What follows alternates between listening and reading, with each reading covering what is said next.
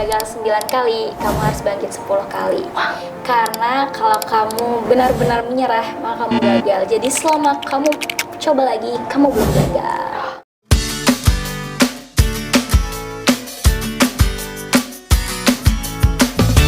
Halo Sobat Kreasi, kembali lagi di RKK Ruang Kreasi Komunikasi. Nah Sobat Kreasi, di episode 43 kali ini kita bakal ngebahas tema yang relate banget sama anak muda zaman sekarang. Apalagi buat kalian yang lagi nyari motivasi nih. Temanya adalah perjuangan di balik prestasi. Bersama aku, Alsa, yang bakal nemenin kalian beberapa menit ke depan. Nah Sobat Kreasi, di RKK kali ini tamu kita nggak main-main nih. Bintang tamu kita hari ini tuh kayak, aduh speechless banget sih aku. Kita akan mengulik dan berbagi pengalaman bareng salah satu mahasiswi baru. Ya, kalian nggak salah dengar. Salah satu maba nih angkatan 25 dari ilmu komunikasi, tapi prestasinya super duper banyak.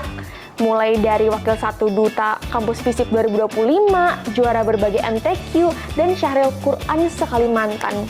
Juara cipta lagu sampai aktif di BEM dan teater lawang. CV-nya juga nggak main-main. Oke, udah nggak tanpa berlama-lama lagi nih, Sobat Kreasi, langsung aja kita sambut Latifah Zahra alias Ive.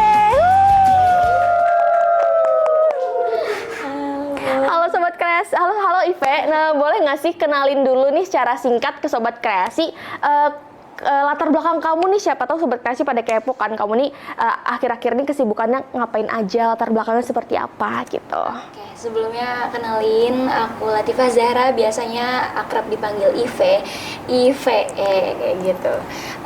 Terus saat ini aku berkuliah di Universitas Lembong Mangkurat, pastinya program studi ilmu komunikasi juga, by the way, gitu kan, seangkatan. Iya, seangkat nih, aduh. Terus saat ini aku menjabat sebagai wakil 1 Duta Kampus FISIP Putri 2025. Oh, 2025, keren banget. Yeah. Banyak banget prestasi yang bisa kamu capai. Aku sampai kayak, aduh iri banget Wen ya bisa kayak Ive. Tapi aku yakin Sobat Kreasi lain juga pasti iri. Pengen banget bisa suatu saat seperti kamu. Nah, tapi ya walaupun kita tuh pengen banget nih kayak kamu, tapi kan mereka nggak tahu nih apa aja sih perjuangan yang kamu harus raih. Anggapannya perjuangan berdarah-darah kamu nih supaya bisa sampai ke titik sekarang. Boleh nggak sih ceritain nih ke Sobat Kreasi, gimana sih caranya kamu untuk bisa sampai di titik kamu yang bisa jadi Ive yang sekeren ini? Oke, FYI aku tuh memulai lomba dari TK. Cuma sebelumnya tuh dimulai dari lomba mewarnai. Terus dilihat-lihat nih kayaknya nggak ada potensi kayak gitu di lomba mewarnai. Terus vakum tuh nggak ada ikut lomba sama sekali. Habis itu lanjut lomba menyanyi, waktu itu mulai kelas 2. Pas saat kelas 2 itu ortu aku baru aku memang suka nyanyi-nyanyi di rumah. Jadinya ikut lomba nyanyi pada saat kelas 2 SD. Oh, berarti emang udah dari orang tua udah ngeliat potensi kamu nih dari kecil. Sebenarnya dari kecil sih kayak ganti-ganti kan biasanya, kadang fashion show nggak jelas gitu, ngaji-ngaji gitu. Terus nari kadang tuh di depan cermin. Jadi ortu tuh masih mikirin ini potensi aku tuh di mana kayak gitu benernya. Itu sih. Itu jadi anggapannya udah nyoba banyak hal nih segala macam. Tapi menurut aku emang harus nyoba banyak hal juga karena supaya untuk bisa nyari kita nih sebenarnya cocoknya di mana gitu. Akhirnya sampai sekarang kamu bisa nih tahu kamu ternyata bisa nyanyi, kamu juga bisa modeling, bisa main alat musik gitu sih. Terus nih ya Ive, orang-orang kan kalau misalnya ngeliat kamu langsung berpikir kayak, oh Ive nih udah pasti langsung juara, langsung pasti bisa nih, udah punya ekspektasi anggapannya tuh tinggi banget soal kamu. Kalau misalnya kamu ikut lomba kayak Ive gampang aja, paling belajar dikit udah langsung bisa nih juara 1. Nah kamu belajar juga udah iya, anggapannya kayak gitu. Kamu pernah nggak sih ngerasa kayak ke pressure gitu dengan ekspektasi orang-orang terhadap diri kamu sendiri? Kalau itu pasti sih, bahkan sampai sekarang itu aku susah banget buat ngelepas rasa itu kayak gitu, buat menuhin ekspektasi orang. Apalagi kan dengan brandingan aku yang sering banget kayak kelihatan menang gitu kan. Jadinya orang-orang tuh berpikir kayak, kalaunya ini Ive ikut lomba nih kayaknya bakalan menang gitu. Terus aku tuh jadi berpikir kayak aku tuh harus memenuhi ekspektasi orang. Jadi itu sih buat aku yang bikin tekanan gitu. Tapi balik lagi ke aku, biasanya aku berpikir kayak gak usah deh, mungkin aku kesampingkan dulu aja. Jadinya harus fokus pada tujuan awal aku lomba gitu. Karena buat apa ya kita dengerin omongan orang lain, lebih baik fokus ke diri sendiri aja kan ya. Karena kan kita lebih kayak harus memenuhi ekspektasi diri sendiri nggak sih daripada orang lain. Soalnya kan orang lain nggak ada kontribusi apa-apa kan ya sama hidup kita. Aku jadi penasaran nih Ive, kayak kamu tuh dari macam-macam perjuangan kamu dari kamu kecil sampai sekarang, berarti kan emang di balik setiap villa tuh ada effortnya yang harganya mahal banget ya. Nah, apalagi tadi kamu sempat mention kadang tuh sering dengerin omongan-omongan orang yang emang bikin ke pressure kayak gitu. Tapi hebatnya aku ngeliat kamu, buktinya kamu bisa duduk di sini bareng aku dan bisa bangkit lagi gitu loh dari omongan-omongan orang. Nah, aku nih penasaran nih, gimana sih cara kamu ngehandling diri kamu supaya nggak ikut ke pressure dan nggak, misalnya nih ada tekanan-tekanan mental gitu, gimana cara kamu ngehandle hal tersebut? Ada nggak sih coping mekanismenya? Oke, aku cerita dulu dari awal. Kan kebetulan aku dari TK nih. Iya. Terus itu banyak banget aku disuruh ikut lomba. Nah kebetulan kan aku awalnya itu disuruh ortu aku, karena kan ortu aku ngelihat potensi aku di mana gitu. Terus dulu tuh aku sering banget disuruh ikut lomba. Sebenarnya aku orangnya pemalu, sampai sekarang sih kayak gitu. Terus aku tuh biasanya tuh nolak, nggak mau diajak ikut lomba kayak gitu. Terus kayak ortu aku tuh pernah bilang kayak gini, kayak Ive harus ikut lomba gitu. Kalau enggak bajunya mama buang nih gitu. Terus aku nangis kan, namanya anak kecil kan. Diancam sedikit aja kayak gitu, kayak langsung potek hatinya. Terus nangis, tapi nangis kayak gitu tetap bakal tetap ikut kok. Terus biasanya tuh abis tampil langsung nangis, biasa turun panggung karena aku memang cengeng banget sih. Terus disitulah mental aku kayak teruji sampai sekarang sih. Gitu. Jadi coping mekanisme kamu tuh dengan cara ngeluarin semuanya dari nangis gitu ya? Jujur iya. Tapi kalau sekarang sih mentalnya ya udah terbiasa. Bahkan kalau sekarang itu kalaunya ada lomba aku ikut sendiri, nggak lagi yang disuruh orang tua gitu. Anggapannya gara-gara disuruh sekarang jadi malah terbiasa pengen ikut-ikut mulu ya? Malah munjuk diri gitu. Keren banget. Nah lanjut nih Ve, aku jadi kepo. Mindset kamu kan luar biasa dewasa banget nih menurut aku ngehadapin masalah dan pressure. Dan mindset tangguh yang kayak gini tuh menurut aku pastinya kan nggak tumbuh sendiri. Pasti ada root atau akar dari lingkungannya. Kalau misalnya dari lingkungan keluarga Ive sendiri itu, gimana sih pola asuh atau parenting dari orang tua sehingga kamu tuh bisa jadi pribadi yang seaktif ini, kayak multi talent saat ini. Dan jujur-jujuran nih, apakah semua rentetan prestasi dari madrasah ini kan awalnya kan emang purely keinginan orang tua, tapi kamu sekarang merasa terbebani nggak dengan pressure dari orang tua tersebut? Kalau parenting orang tua aku tadi ya, dari awal itu agak cukup keras. Karena ya tadi kayak aku bilang tadi, aku disuruh kayak dipaksa lah. Iya dipaksa. Terus juga jam main aku biasanya sama teman-teman aku tuh malah bisa dibilang nggak ada kayak gitu. Biasanya aku pakai buat latihan kayak gitu di rumah. Iya. Jadi emang bener-bener kayak waktu-waktu kamu tuh anggapannya tersita tapi buat latihan dan segala macam. Kan waktu itu aku lagi kecil kan, di fase kita pengen main keluar. Di situ enggak sih. Kecuali biasanya itu kalau lagi di sanggar kan terus ada break kan, itu waktunya itu buat aku latihan sih, biasanya aku curi-curi. Kalau boleh tahu nih kamu latihannya nih ada apa aja sih? Ada kursus apa aja sih? Sejauh ini aku kepo deh. Dulu itu aku ikut sanggar tari. Sanggar tari juga. Terus enggak lagi sih. Oh, kenapa tuh? Karena ya sibuk di lain. Oh, sibuk di lain. Ada lagi nggak ngambil kursus sekarang kayak nyanyi atau semuanya otodidak? Otodidak sih. Soalnya ibu aku yang ngajarin semuanya. Oh, berarti emang dari orang tua turun nih ke anaknya. Aku nggak mau Apa tuh namanya? Nggak mau gagal gitu. Oh iya. Semua keinginan mama aku, semua cita-cita mamaku yang nggak pernah kecapai itu ditaruh ke aku semua. Gitu.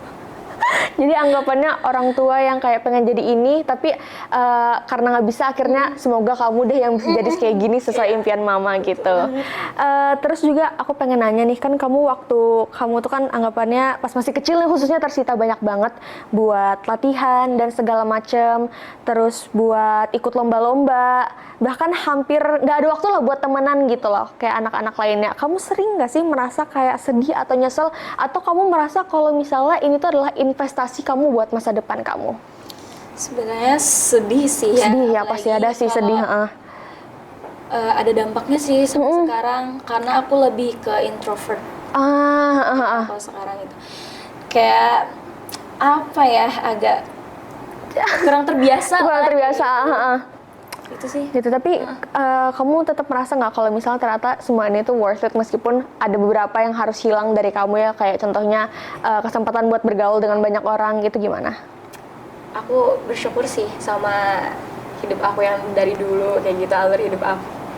Karena kalau aku nggak dididik kayak gitu, mungkin nggak ada aku yang saat Iya, benar ini, banget gitu. sih, benar banget. Jadi anggapannya setiap perjuangan itu selalu ada apa ya, pengorbanannya nggak sih, betul. Terus aku juga mau nanya nih soal pertemanan nih. Kan kamu bilang sendiri kamu anak introvert nih. Aku penasaran, kamu tuh tipikal orang yang keep it your circle itu kecil doang, termasuk pilih-pilih, atau kamu bebas aja nih mau temenan sama siapa aja? Sebenarnya aku ada di tengah-tengah itu sih, ya. Tapi aku lebih ke pilih-pilih teman. Apalagi kan biasanya tuh kita kelihatan kan temen ini kayaknya ini kurang masuk. Kurang masuk. Apalagi aku yang banyak kegiatan ini pasti butuh teman yang suportif kayak gitu. Nggak butuh teman yang kayak ini apa sih kayak gitu. Sumpah aku juga nggak suka kalau teman-teman kayak gitu, rasanya kayak menjatuhkan banget ya. Bukan cuma aku doang ya sih, kita semua gitu butuh teman yang suportif kayak gitu. Terus aku biasanya tuh kayak apa ya, di kampus itu ya berteman sama semua orang aja sih. Soalnya nggak punya banyak waktu juga kan. Jadi anggapannya pilih-pilih tapi tetap membatasi gitu aja kan, berteman sama semua orang cuman membatasi. Nah, sobat kreasi, tadi kan kita udah dengerin beberapa cerita luar biasa dari Ive. Buktinya udah di mana-mana, juara suara emas, cipta lagu, sampai bakat modeling juga. Kayaknya kalau misalnya podcast ini cuman ngobrol doang, kayaknya kurang afdol nggak sih sobat kreasi? Nah, Ive, boleh nggak sih unjuk bakat tipis-tipis di panggung RKK ini? Terserah deh, kamu mau nyanyi, terus kamu mau tilawah, boleh mau nolak teater juga boleh, terserah apapun. The stage is yours. Ayo, lanjut. Oke, mungkin aku bakal nyanyi aja kali ya sedikit. Tahu nggak lagunya apa? Apa tuh? Nggak tahu. Ayo, nah aku penasaran nah.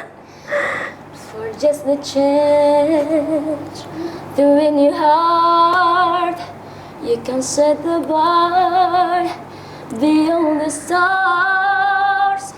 I'll do anything you ask me to. Take you on the moon, watch me let it fly, in the mountain you could find too. How would it climb? It's crazy, but it's true. There's nothing I won't do. I'd risk it all for you.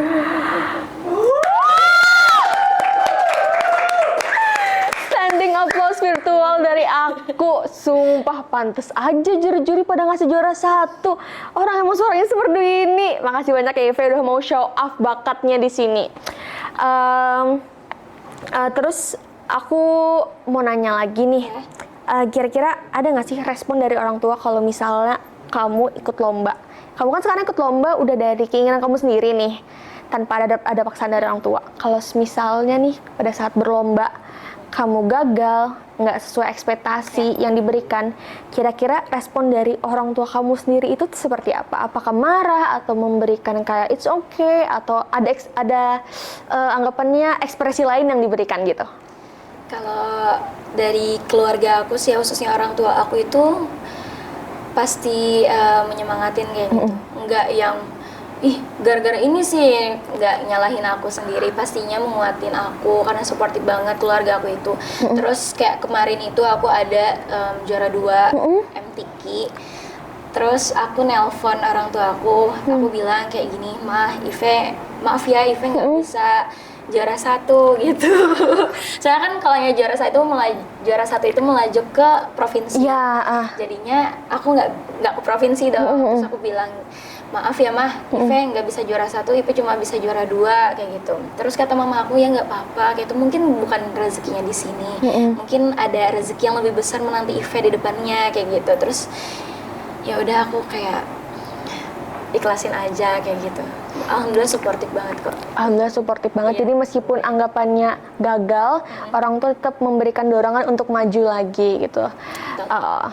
Pasti selalu ada jalan anggapannya ya. Iya. Selalu anggapannya kalau misalnya kita gagal pasti ada alasannya nggak sih? Alasannya, betul.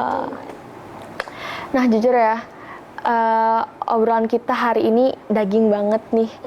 Aku mau nanya nih, ini pertanyaan tambahan, kira-kira ada nggak sih tips and trick buat sobat kreasi supaya lebih tetap pede dan lebih berani buat nyoba hal-hal baru? Karena jujur aku ngeliat kamu dari awal sampai akhir tuh kan kamu bilang kalau misalnya kamu tuh sering banget nyoba-nyoba hal-hal baru pas masih kecil sampai sekarang supaya nemuin bakat kamu sendiri. Boleh dong kasih tips nih ke sobat kreasi, kira-kira apa aja nih supaya bisa berani kayak Ive? Jujur aku orangnya tuh kepoan banget, seneng banget. Jadi ya mungkin gara-gara itu ya jadinya aku tuh suka nyoba hal baru. Terus nggak apa-apa gitu, pede aja, jangan takut gagal kayak gitu. Karena kalaunya kita nggak nyoba gitu malah lebih sangat disayangkan ya. Gitu. Karena kan kita anggapannya harus ngulik lagi kan ya, bakat dari diri kita itu seperti apa. Terus yang kalau misalnya semangat lagi nih, kan kamu tadi bilang selain selalu ada jalan, kira-kira ada tips lagi nggak sih buat sobat kreasi kalau misalnya ternyata gagal di pertengahan jalan itu harus gimana? Kalau aku sih punya prinsip, selagi aku belum menyerah, aku belum gagal gitu. Jadi coba lagi belajar dari kesalahan. Justru ya aku malah lebih bukan seneng juga sih, kayak terima aja kayak gitu kalau kalah. Justru kalau biasanya kalah dalam perlombaan itu bisa jadi introspeksi diri aku sendiri gitu. Jadi aku bisa evaluasi, kurangnya di mana kayak gitu. Jadi aku coba terus aja. Anggapannya gitu. Pelajaran paling besar adalah kegagalan. Betul. Nah, sekali lagi aku pengen minta kata-kata hari ini dong. Dari Ive buat sobat kreasi. Ayo kasih kata-kata hari ini. Tiba-tiba di-cut nih jadi bahan ya, jadi siapa tahu jadi JJ kan kita nggak tahu. Oke, mungkin dari aku singkat aja sih. Kalau kamu gagal 9 kali, kamu harus bangkit 10 kali. Karena kalau kamu benar-benar menyerah, maka kamu gagal. Jadi selama kamu coba lagi, kamu belum gagal. Itu sih yang aku tanam dari diri aku dulu. Boleh banget dicatat di wallpaper HP nih sobat kreasi. Udah gak kerasa banget ya, kita udah ngobrol selama 20 menit dan sekarang udah berada di penghujung RKK episode kali ini. Terima kasih banyak ya Ive buat waktunya. Semoga sehat selalu, sukses selalu.